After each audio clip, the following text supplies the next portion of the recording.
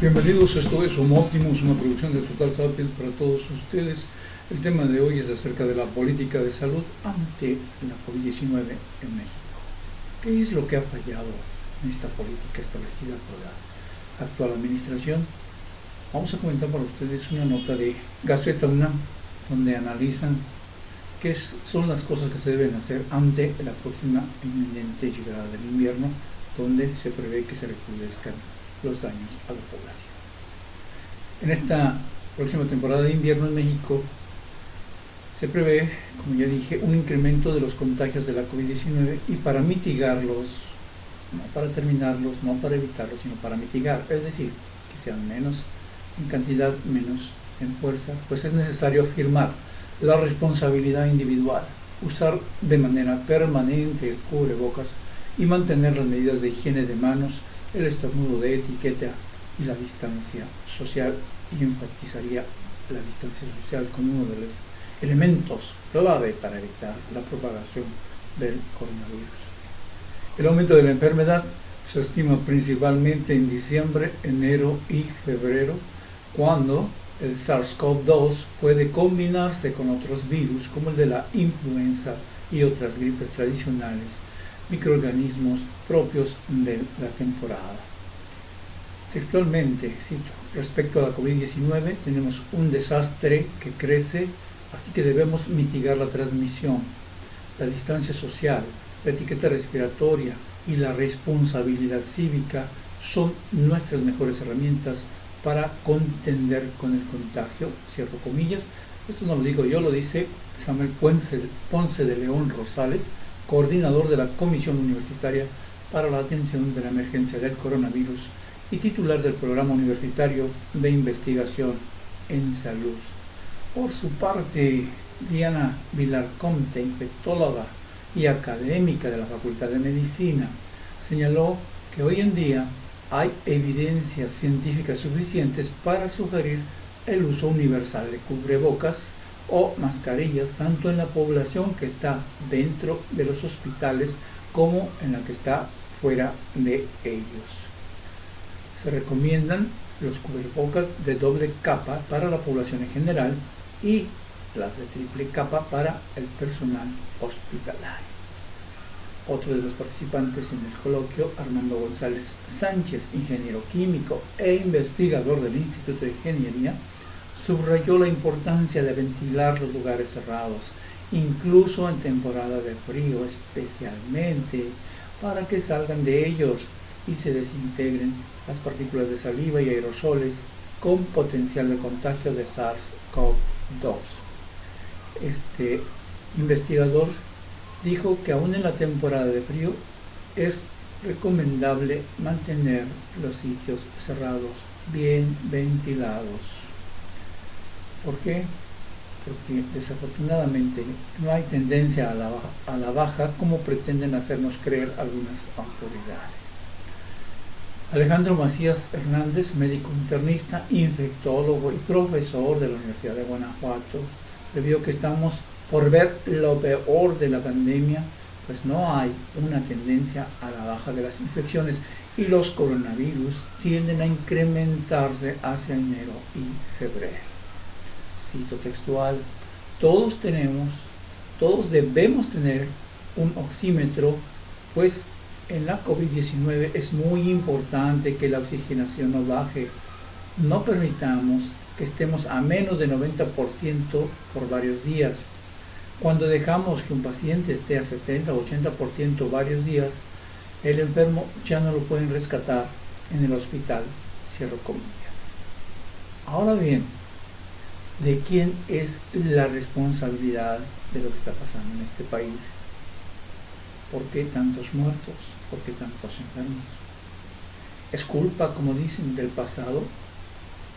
Es que los hospitales, y ciertamente hay muchos hospitales que no se concluyeron en pasadas administraciones, que no se habilitaron, es decir, que no tenían los suficientes equipamientos, es que dicen la falta de especialistas, y es verdad, porque México carece de especialistas, no porque no hubiera personas calificadas para intentarlo, sino porque se les negó esa capacitación en el sistema de salud mexicano y en el sistema de salud privado. Es que la falta de equipos, y tienen razón, porque no ha habido suficientes equipos, o por lo menos no los había hasta antes de la epidemia, pero se hizo el esfuerzo económico y se contrataron, se compraron, se adquirieron todos los equipos que se necesitaban por la atención de los enfermos graves de esta enfermedad COVID-19. Es culpa de la mala salud de los mexicanos, como han dado a entender muchas autoridades de la Cuarta Transformación. Es culpa de la diabetes, y ciertamente hay muchas formas de diabetes. Es culpa de la hipertensión, y ciertamente hay muchos con hipertensión en este país. Es culpa de la obesidad y de la mala alimentación, y ciertamente es una de las problemáticas en materia de salud en la República Mexicana. Es culpa de todo eso y más, pero es culpa también de las políticas de prevención del paciente. Por ejemplo, que no se ha hecho énfasis en el uso de cubrebocas, el hecho de no realizar pruebas masivas, el hecho de no aislar a pacientes y sus contactos a tiempo y de manera estricta para que no siguiera expandiéndose la epidemia y no tan rápido como lo hizo en este país. Bueno, que se quería aplanar la curva de contagios, se tendrían que haber hecho todas esas cosas, y ciertamente esto, en lugar de lo otro, de dañar la economía, hubiese estado mucho mejor y con mejores resultados.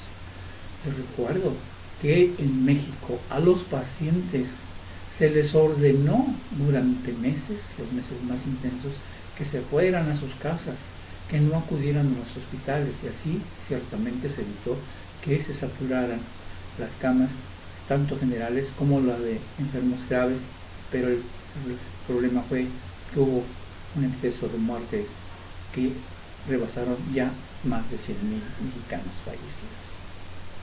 Y decía yo, ¿es culpa de los malos mexicanos? Sí, hay mucha gente que no guarda la sana distancia, que hace fiestas, que no usan el cubrebocas, que no guardan sana distancia, como decíamos, y eso ciertamente favorece la circulación del coronavirus. ¿Es culpa, pregunto, del presidente por no usar cubrebocas y su política de dejar pasar en materia de salud pública?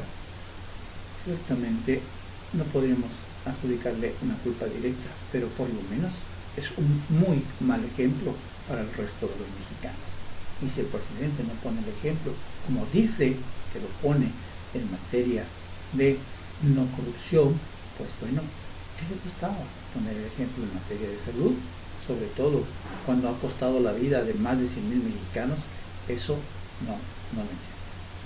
Pero pasemos a otra cosa tan importante como lo anterior. Básicamente, lo que necesitamos entender los mexicanos en cualquier parte del mundo es que la epidemia es culpa del nuevo coronavirus. No le busquen por otro lado.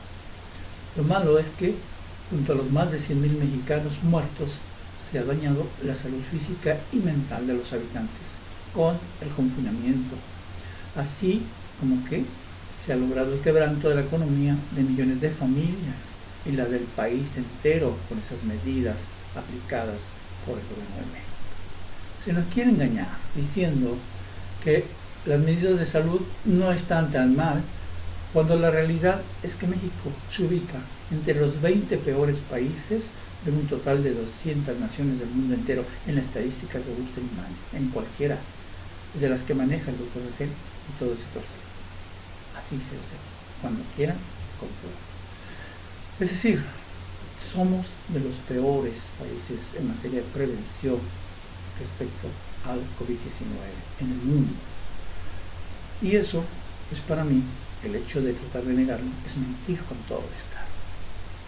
La COVID-19, y ahí están los datos oficiales, es ya la tercera causa de muerte en México, de acuerdo a dichas cifras, a sus propios números. Pero si tomamos en cuenta las cifras extraoficiales, bien podría ser la causa número 1 de fallecimientos en el país en este 2020. No obstante, a pesar de todo lo que les he dicho antes, la COVID-19 no es el fin del mundo.